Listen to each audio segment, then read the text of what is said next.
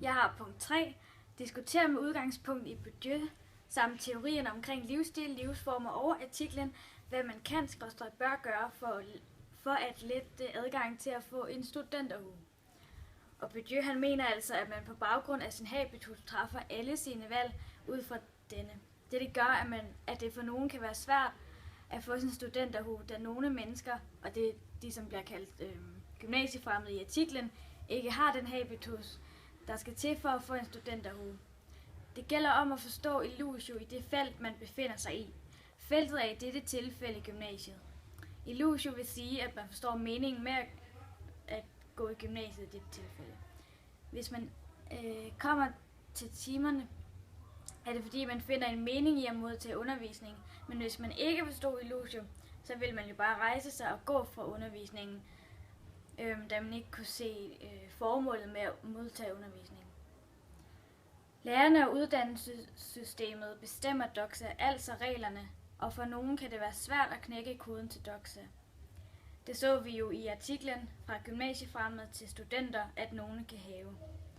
Man kan her diskutere, hvordan man kan gøre det lettere for folk at forstå doxa.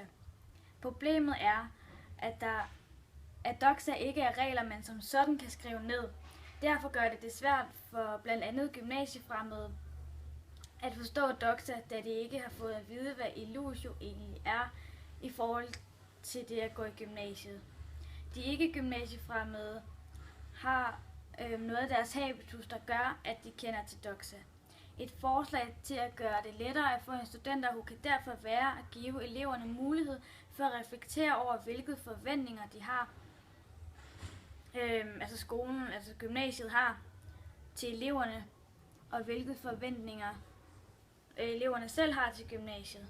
Det gør, at flere elever forstår illusio og doxa, som gør, at man efter 3 år kan få sig en studenterhue. Derfor bør det være mere hjælp til de gymnasiefremmede elever, og det kan blandt andet gøres ved at fortælle dem lidt om doxa og illusio, selvom det er meget svært, da doxa og illusio er et vidt begreb, og som sådan ikke kan skrives ned ligesom en lov. Desuden skifter doxa også, så nogle gange er det svært at finde rundt i. Nogle mennesker finder aldrig ud af doxa, og for nogle bliver det så svært at finde illusio, at de vælger at droppe ud af gymnasiet, da de aldrig har kunnet finde ud af at opfylde doxa i det givne felt.